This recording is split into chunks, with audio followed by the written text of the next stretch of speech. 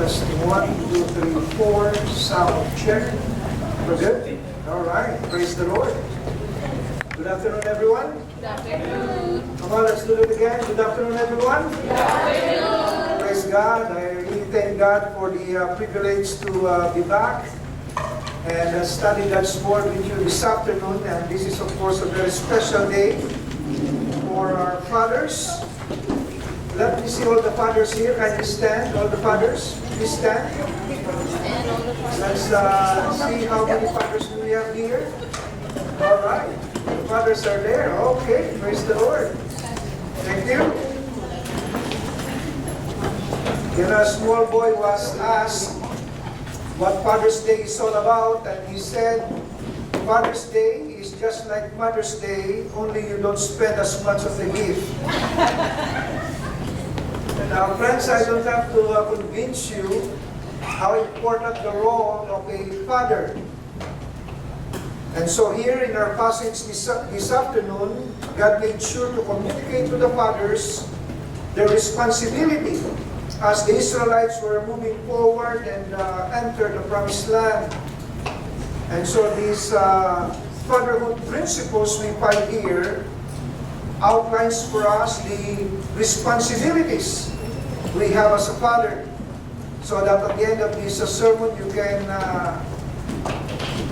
study your own life and see how we're doing in light of God's directives, as we find it here in Deuteronomy chapter 6, verses 1 to 3.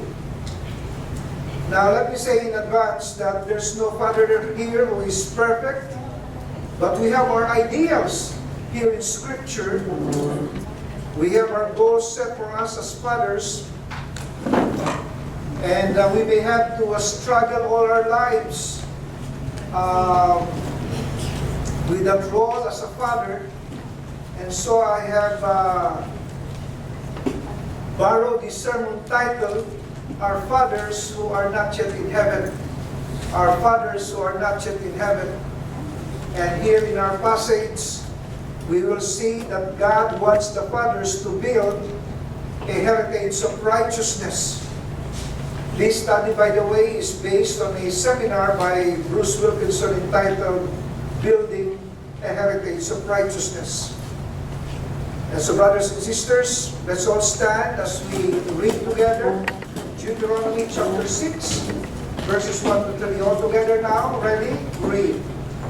These are the commands, decrees, and laws the Lord your God directed me to teach you to observe in the land that you are crossing the Jordan to possess, so that you, your children, and their children after them may fear the Lord your God as long as you live, by keeping all these decrees and commands that I give you, and so that you may enjoy a long life.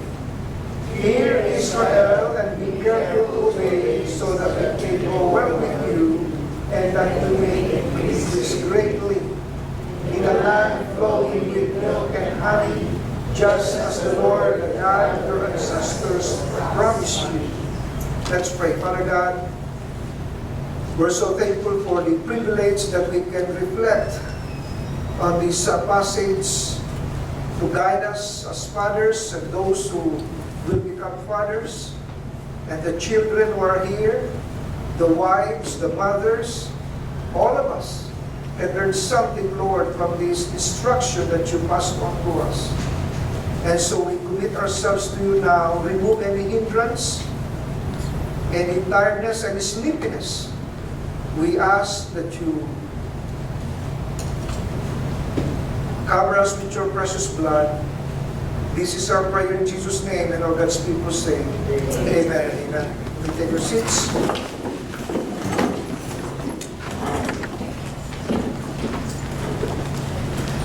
Right, you can find your seats now. Okay. There was a father who came home early one evening with a stuffed toy in hand, which he won in a raffle at the office party. But as soon as he opened the door, 4 kids ran up to him and started arguing who should get the toy.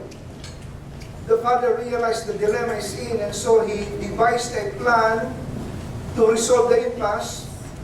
He thought of a way to use the situation where the kids can learn to evaluate themselves on how they're behaving and reward the one who's doing it right.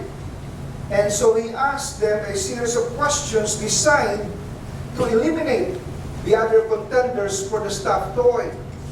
First question, he said, okay, this toy is for the one who doesn't give mommy something to be angry about. And the kids looked at each other, tried to size up each other. And then the father said, this toy is for the one who never talks back to mommy. And again, the kids look at each other, trying to see who's the most qualified.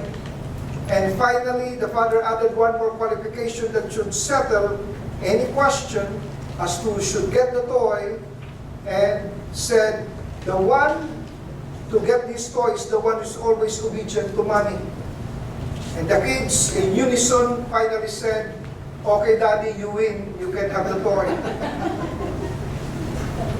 Friends, from the standpoint of God's Word and the evidence of a great deal of research, we know that fathers play an essential role in the spiritual strength and stability of their children.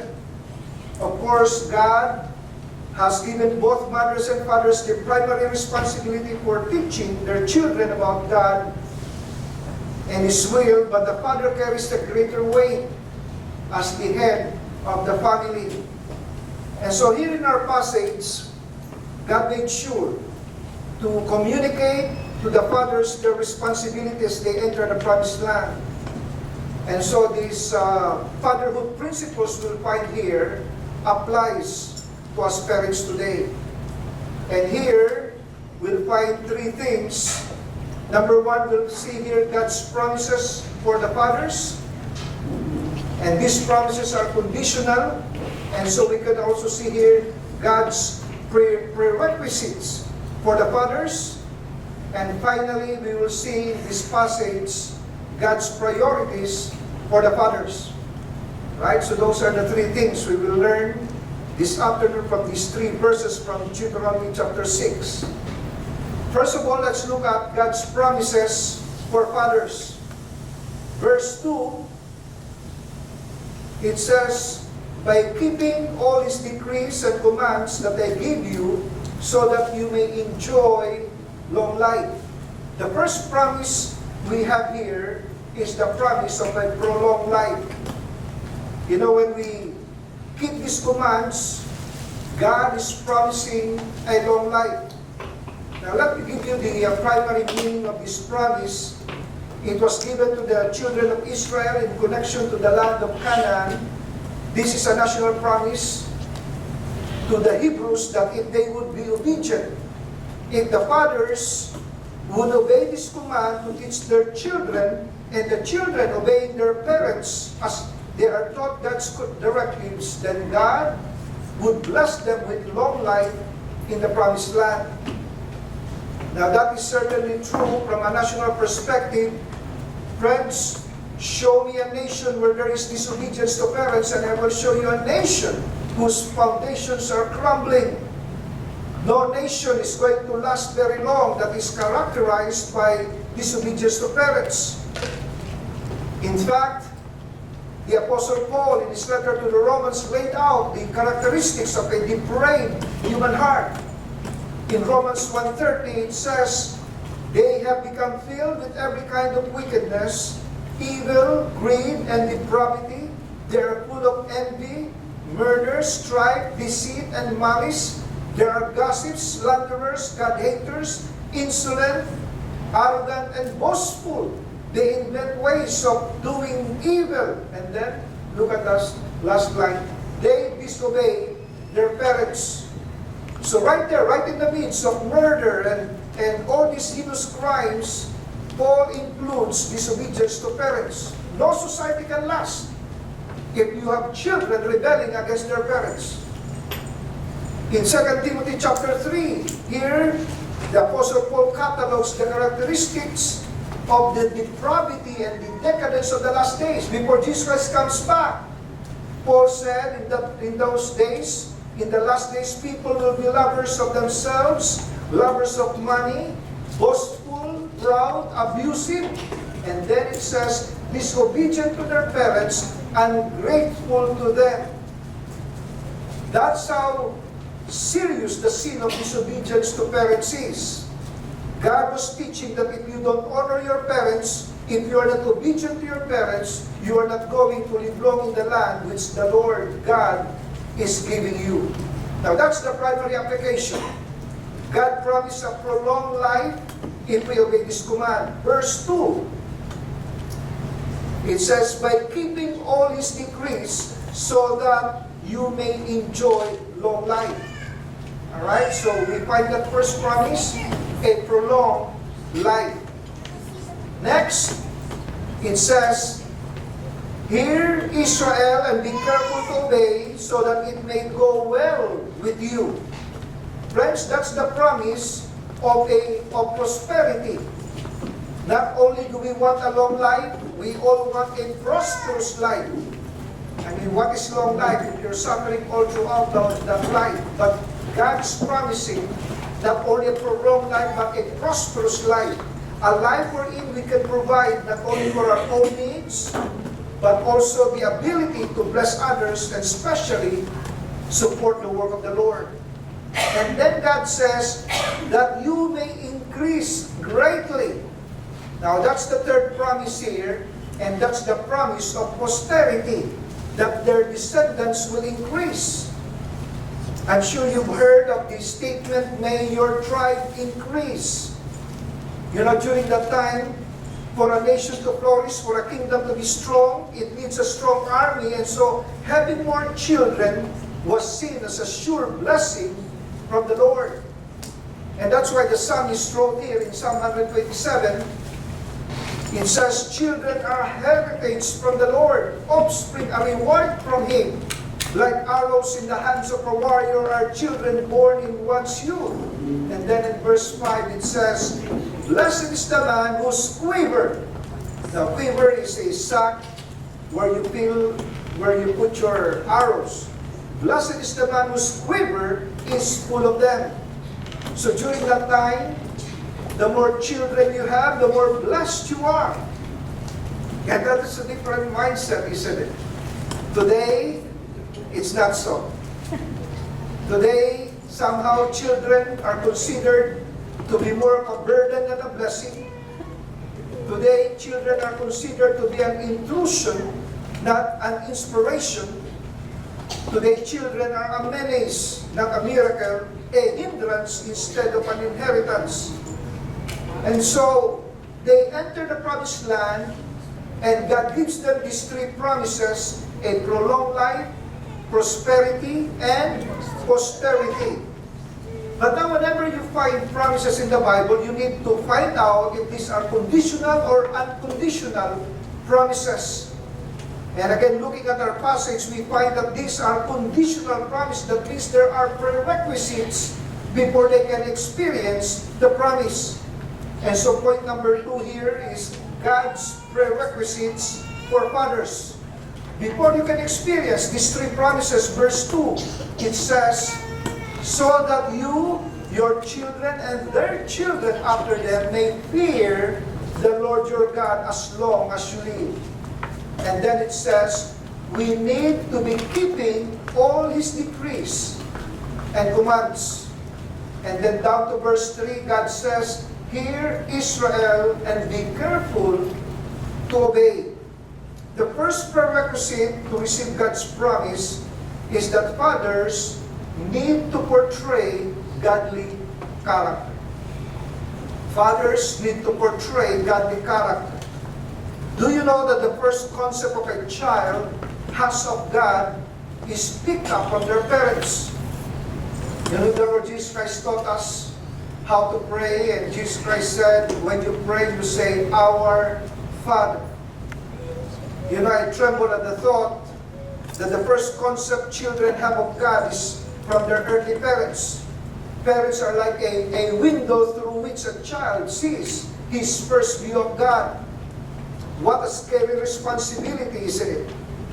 You know, one reason why it's hard for some people to trust God as Father is because the idea of a father is oppressive to them.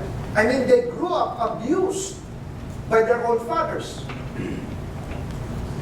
Verbally, physically, even sexually. So their concept of God as Father is somehow hindered by their own experience with their earthly father. And the Bible teaches parents to be responsible for the spiritual training of their children. Now, of course, we thank God for our Sunday school teachers, but the basic responsibility for training our children is on us, fathers and mothers. Now, the next prerequisite here in verse 1, it says, "These are the commands, decrees, and laws the Lord your God directed me to teach you to observe in the land that you are crossing the Jordan to possess." So that means, friends, the Jews, the Hebrews, they had a calling, and their calling is to possess the land. In verse 3, it says that it may go well with you, that you may increase greatly. And so, if they will fulfill what they have been called to do, and that is to occupy the land, but then we know that possessing that land will not be easy. As we read in the rest of the story of Deuteronomy chapter 6, I mean, those already residing in Canaan will not hand the land over to them in a silver platter. They'll have to fight for it and pursue it. And so this gives us the second prerequisite, and that is, we are to pursue our God-given calling. We are to pursue our God-given calling. In the case of the Israelites, their God-given calling is to possess the land. Finally, we notice in verse 1, to whom these commands are given, Moses said, "God directed me to teach you," referring to the fathers, "to observe." And then in verse 2, it says, "So that you," that's referring to the father, "your children and their children," that means your grandchildren. So this command is for fathers to make sure to pass these instructions to their children and their grandchildren, so that a heritage of righteousness is secured and their children living godly lives. So friends, the third condition is for them to produce godly children. Those are the prerequisites. If we are to build a heritage of righteousness, we are to portray godly character, we are to pursue our God-given calling and produce godly children.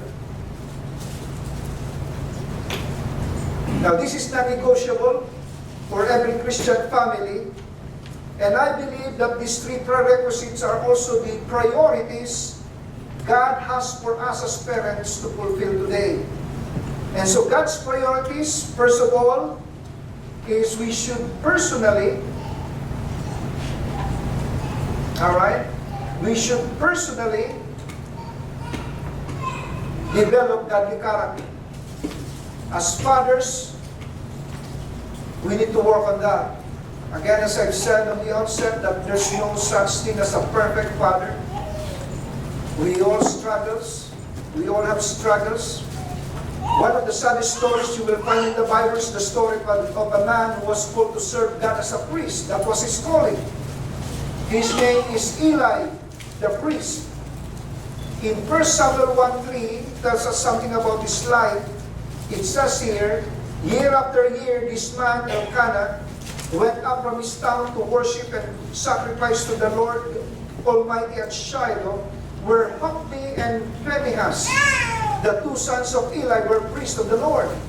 And then in the succeeding chapters, we have a glimpse of Eli's character. In 1 Samuel chapter 2, it says, "Then a man of God came to Eli and said to him, Thus says the Lord, and did I not give to the house of your father all the offerings of the children of Israel made by fire?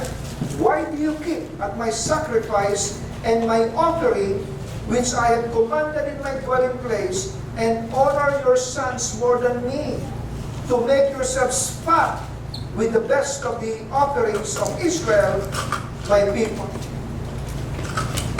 Now, those of us who are parents here know how important our character is if we want to influence our children to godly living. Our children seeing in us a life of honesty. You know, when the phone rings and the daughter answers the phone, "Mom, it's for you." And the mom signals, "Tell them I'm not here." You know, we're already telling them how to lie, training them. Are they seeing in us a life of faithfulness? Are they seeing in us a life of commitment? Or is it a life of complacency, or worse, a life of compromise? Friends, fathers and mothers, we cannot expect our children to grow loving the Bible if they don't see us loving it by spending time with it. That the only time we see you reading your Bible is on Sunday afternoon. We cannot expect our children to love the church if all they hear from us are criticisms against the church. You know, after the service, you drive home and the kids are there listening to you and you are talking to your wife. You know, the preaching was lousy today. And all they hear are the criticisms. We can expect our children to learn to love others if they don't see us loving those around us. We can expect our children to grow loving God if the only evidence they see that we love God is when we pray before meals. They don't see us serve. They don't see us invest time in prayer or Bible study or even go to church when there is a Pacquiao fight. As Chuck Swindoll once said, the character of our influence is the influence of our character. And so if we are to evaluate Eli the priest in terms of his character, you know, Eli was displeasing to God. He did not fear God. His focus was to make himself and his family fat out of the people's offerings. How was Eli in terms of his character? Friends, I'm afraid he failed miserably. Next, let's see how well he fulfilled his calling as a priest. 1 Samuel chapter 3, verse 1, it says, "Then the boy Samuel ministered to the Lord before Eli, and the word of the Lord was rare in those days." There was no widespread revelation. In verse 2, it says, "And it came to pass at the time when Eli was lying down in his place, when his eyes had begun to grow dim, that he could not see." So how was Eli in terms of his calling? Eli's ministry was to deliver God's message, but he had not heard God's voice, so he had no message to deliver from God. He had grown old, so he could no longer discharge his priestly calling. How was Eli in terms of his calling? I'm afraid that's also a failure. And then let's look at how he raised his children. 1 Samuel chapter 2 tells us, "Now Eli was very old, and he heard everything his sons did to all Israel, and how they lay with the women who assembled at the door of the tabernacle of meeting." Oh, goodness. His two sons were priests, and they were having sexual encounters right there at the door of the tabernacle of meeting. And then verse 23, it says, "So he said to them, 'Why do you do such things?' Nevertheless, they did not heed the voice of their father." In chapter 3, verse 13, it says, "For I have told him that I will judge his house forever for the iniquity which he knows," is aware, "because his sons made themselves vile, and he did not restrain them." So how was Eli as a father? Eli failed as a father. He failed to raise up his children in the godly way. The disgrace of his sons became his own disgrace. God's people were led away from God instead. And so Eli, I'm afraid, he failed miserably when it comes to his children. Now, what is tragic here is that the failure of the father, Eli, did not only affect his own life and his children's life, but his children's children's life. We read this in 1 Samuel chapter 2, verse 30. But now the Lord declares, far be it from me, those who honor me, I will honor, but those who despise me will be disdained. The time is coming when I will cut short your strength and the strength of your father's house. And then it says, and you will see distress in my dwelling, although good will be done to Israel, only to blind your eyes with tears and to grieve your heart. And then the punishment. And all your descendants will die in the pride of life. That means his family line there will no longer be an old man. His descendants will die in the prime of life. That's prime of life is 30, 40. Between 30 years old, 40 years old. So there's now a curse in his bloodline. Friends, we should never think that our failure as a father will only affect our children. It will also affect our children and their children and their children. One illustration, a true story of two fathers.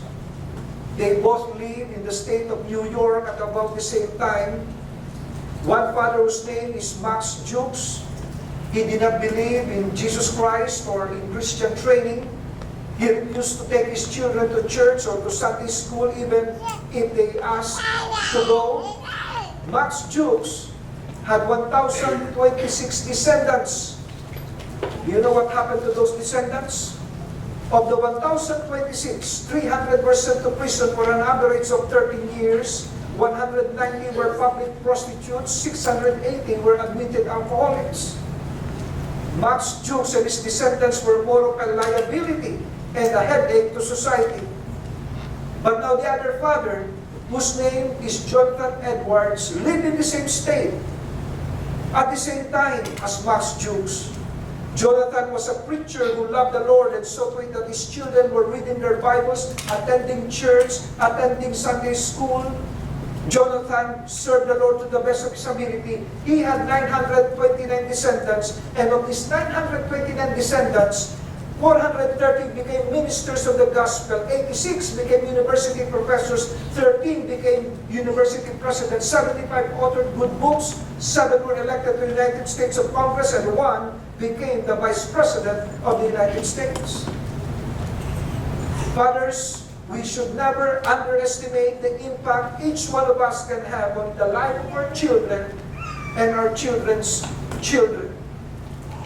You and I can pass on a heritage of righteousness to our descendants by the way we live our lives today.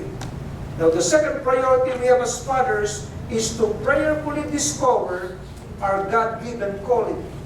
To prayerfully discover our God-given calling. Let's look at the life of David, the king. Let's look first of all at his character. In 1 Samuel 13 verse 14, it says, this is God talking to King Saul, but now your kingdom shall not continue. The Lord has sought out for himself, and that description, for a man after his own heart.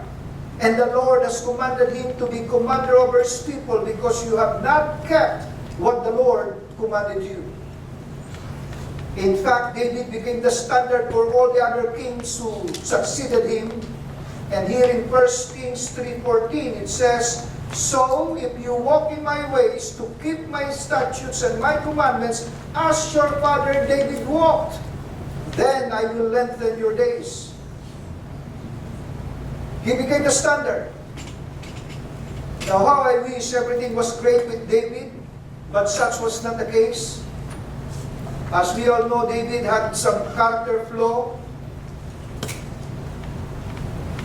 He had problems with sexual temptation.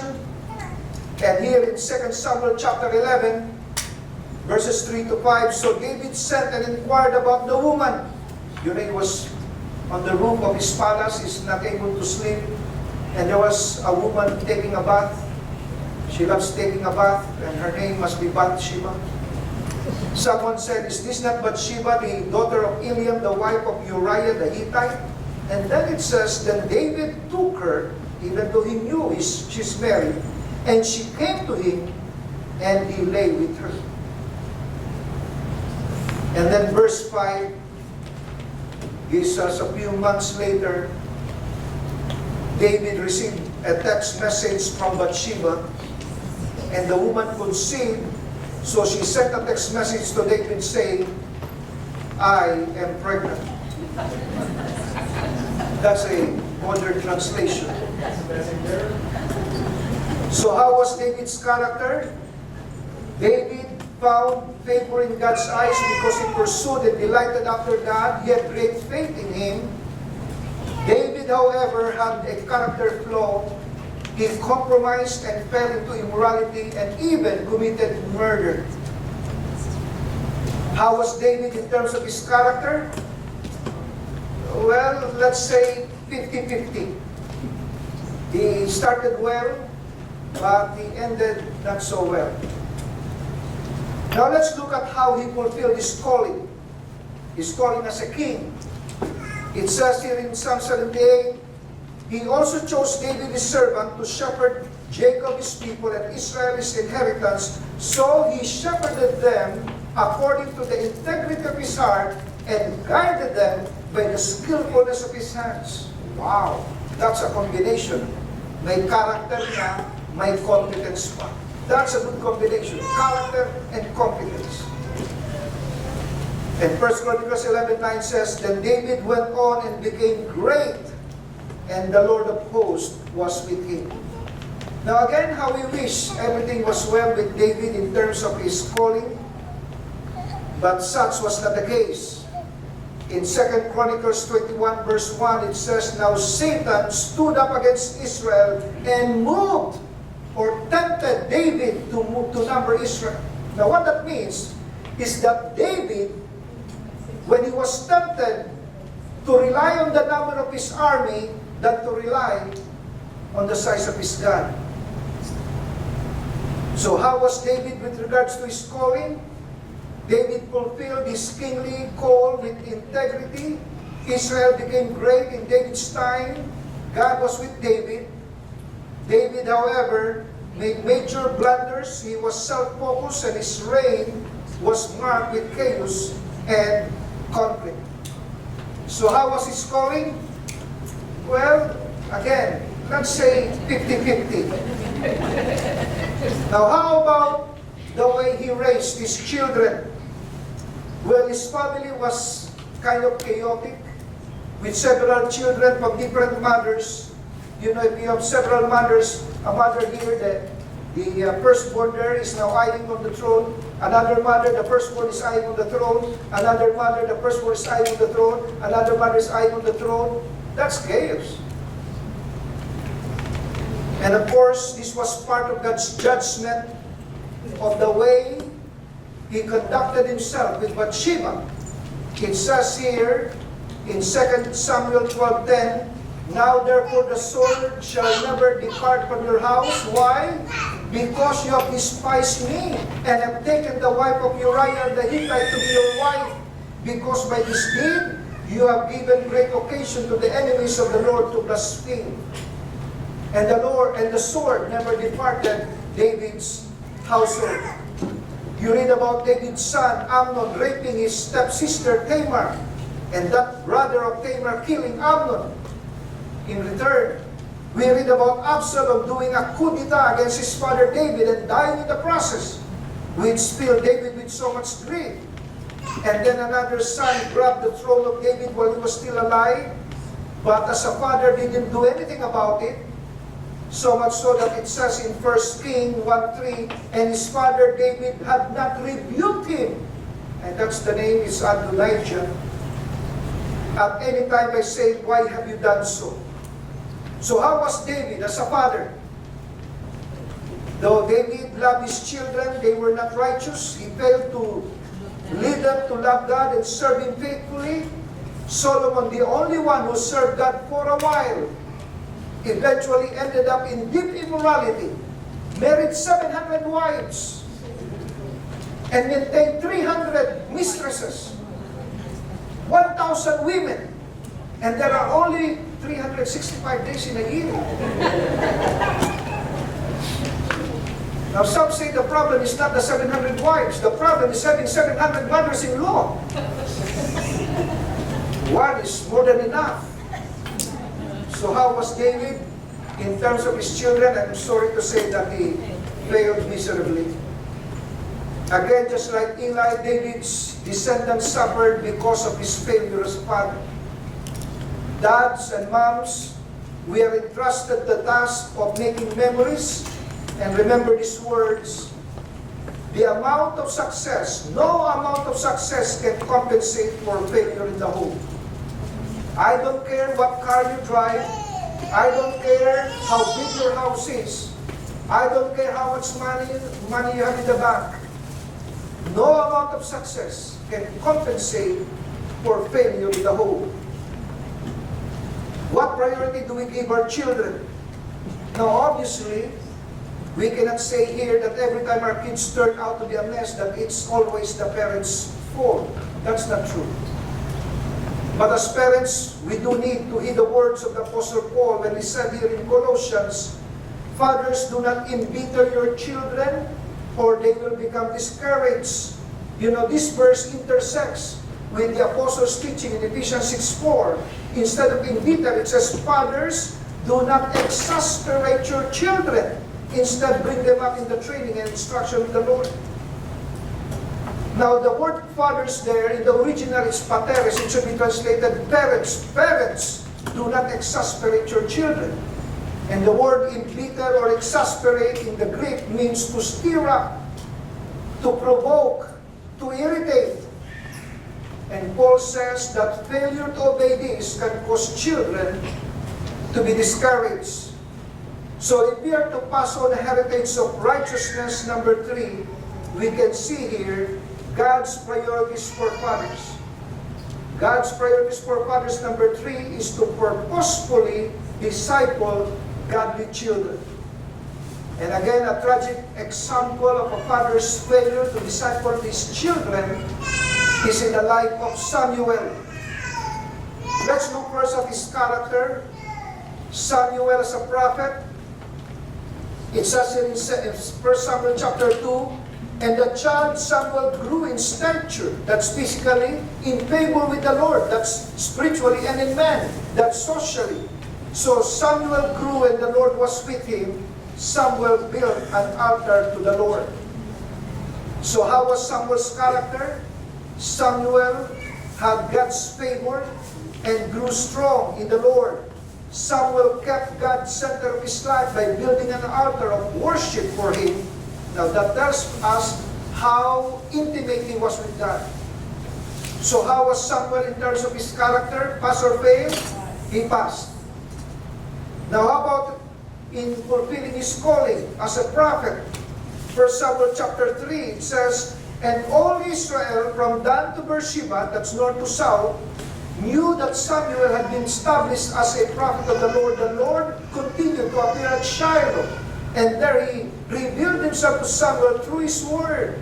And then it says, and the word of Samuel came to all Israel, north to south, east to west. 1 Samuel chapter 7, it says, then Samuel spoke to all the house of Israel, saying, if you return to the Lord with all your hearts, then put away the foreign gods and serve Him only. And here's the lovely result of his ministry. So the children of Israel put away the Baals and the Ashtoreths and served the Lord only. So how was Samuel's calling? Samuel had a powerful ministry of teaching and preaching the Word of God. All Israel attested to that. The impact was great as idolatry was dealt with during his time. So how was Samuel in terms of his calling? Pass or fail? He passed. Now how about Samuel's children? 1 Samuel chapter 7 verse 13 to 16, it says, and the hand of the Lord was against the Philistines all the days of Samuel. And Samuel judged Israel all the days of his life. And then look at these words. He went from year to year on a circuit to Bethel, Gilgal, and Mizpah, and judged Israel in all those places. Wow! Israel had a very busy all year round schedule as a circuit preacher that he had no more time for his kids. He was very successful in his ministry. All right, that's good. But at the expense of his own children. And as a result, here's what it says in 1 Samuel chapter 8, "But his sons did not walk in his ways. They turned aside after dishonest gain, took bribes, and perverted justice." And when Samuel was already very old, it says here in 1 Samuel chapter 8, "So the elders of Israel gathered together and came to Samuel at Ramah. They said to him, 'You are old, and your sons do not walk in your ways. Now appoint a king to lead us, such as all the other nations have.'" So how was Samuel as a father? Though Samuel was a powerful minister, he did not minister well to his own children. He became too busy with his ministry as a prophet. Pastor failed? He failed miserably. Okay, so we have three fathers here. Eli, David, Samuel. They may be good in character for fulfilling their calling, but they failed to ensure a heritage of righteousness with their children. So again, to summarize the priorities for fathers, and they are still the priorities for today. Number one, fathers, we are to personally develop a godly character. We are to prayerfully discover our God-given calling, and we are to purposefully disciple godly children. And lastly, let's look at Joshua. Let's look at his character. Here in Exodus 33 verse 11 it says, "So the Lord spoke to Moses face to face, as a man speaks to his friend, and he would return to the camp, but his servant Joshua the son of Nun, a young man, did not depart from the tabernacle." What does that mean? That means Joshua desired so much to stay where he can be near the very presence of God. He won't depart from the tabernacle.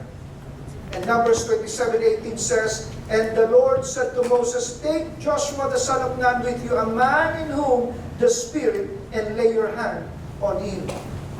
God's anointing was upon Joshua, and he was found worthy to replace Moses. How was his character? Joshua was an able, faithful servant with a great faith in God. Joshua sought after God.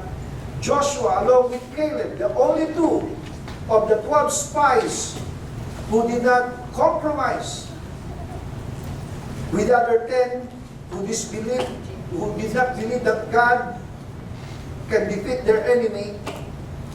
So Joshua, in terms of his character, pass or fail? He passed. Next, let's look at his calling.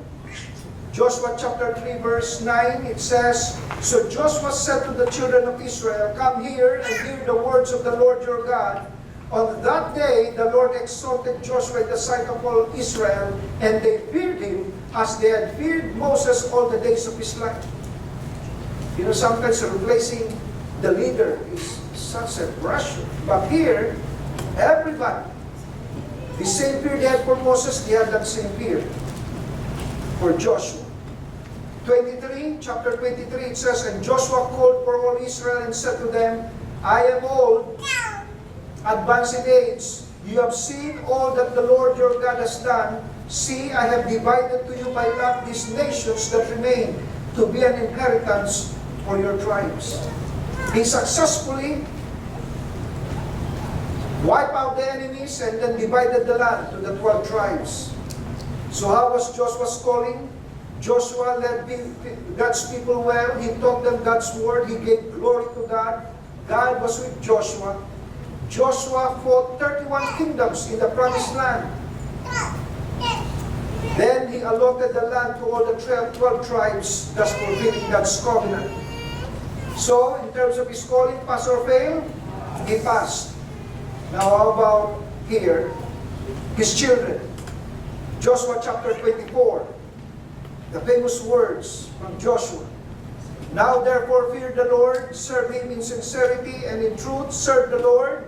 Choose for yourselves this day whom you will serve, whether the gods which your fathers served that were on the other side of the river, or the gods of the Amorites in whose land you dwell.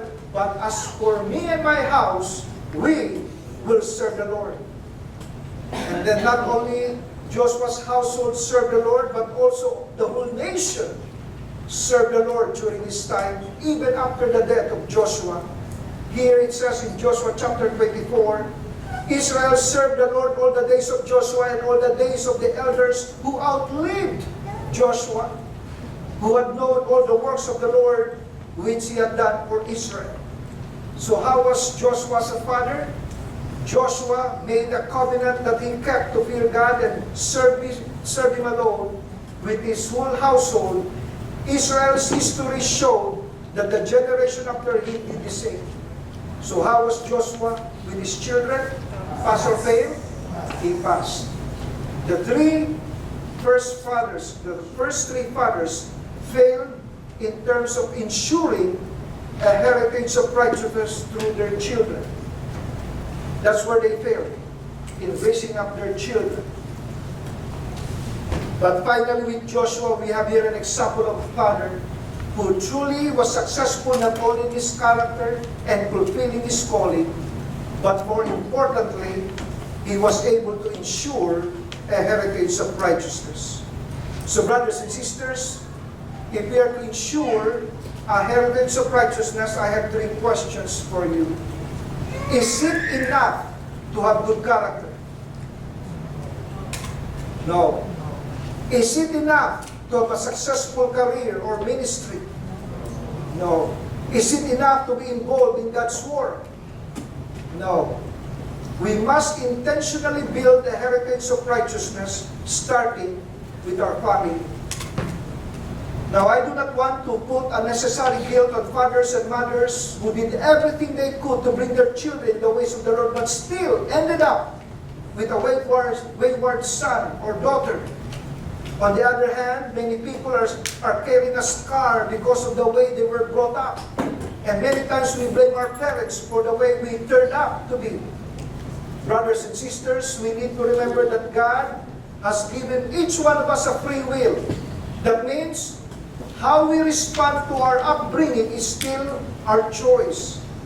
And God will hold us accountable for those choices. That means on Judgment Day, you cannot come before God and say, Lord, I became like this because of my dad. He's so strict. Lord, I became like this because of my mom. No, friends. No matter how much your parents have failed you, the way you respond is still your choice.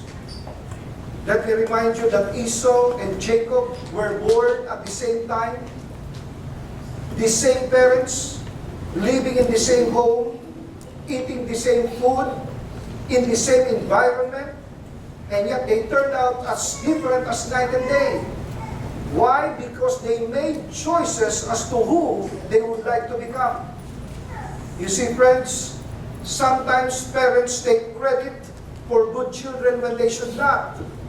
Sometimes parents get blamed for bad children when they should not.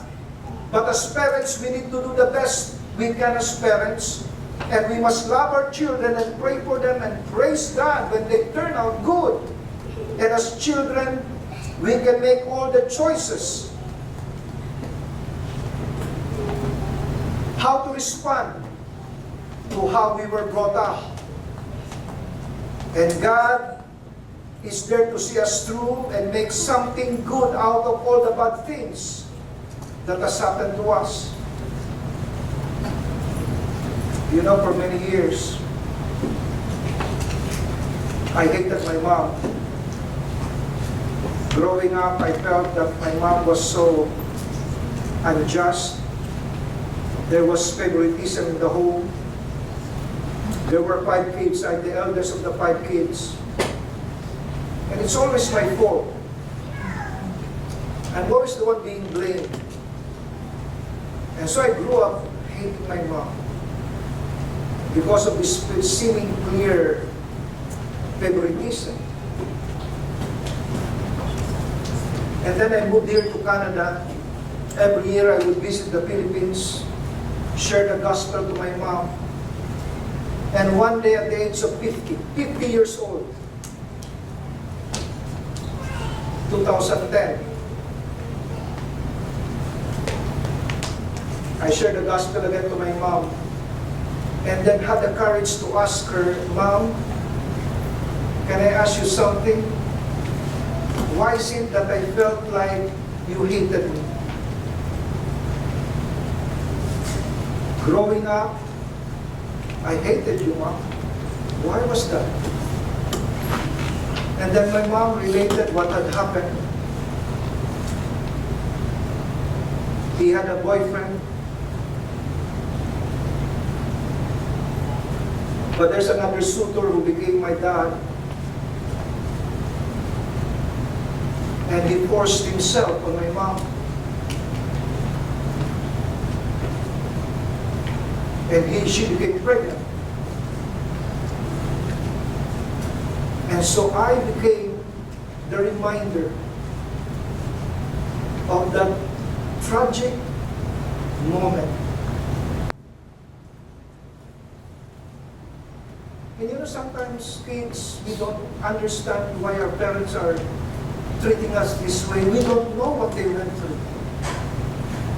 We don't know the kind of sacrifice they had for us. And we hate them. Never expect a perfect parent. Only perfect children can expect perfect parents. And that's why we thank the Lord that it says here in Romans 5:20, but where sin increased, grace increased all the more.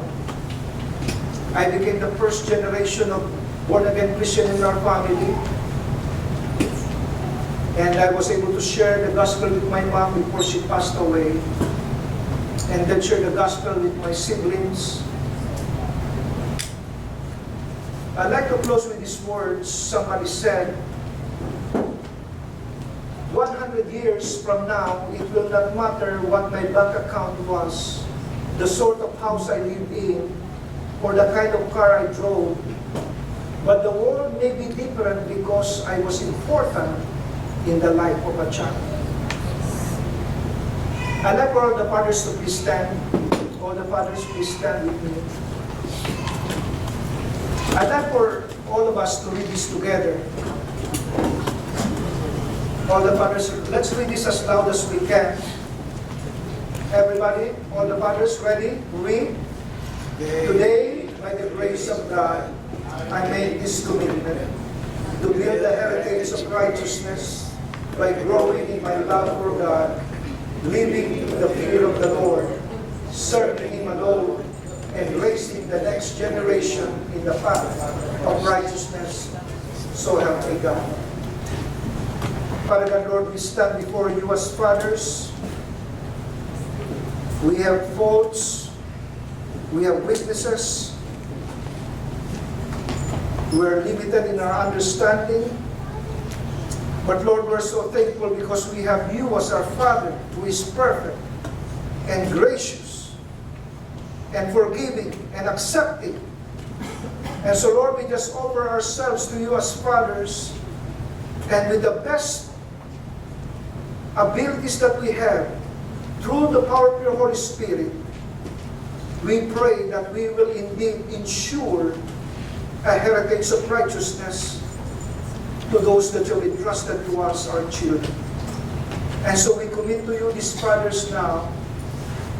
Thank you. In Jesus' name we pray, and all God's people say, Amen.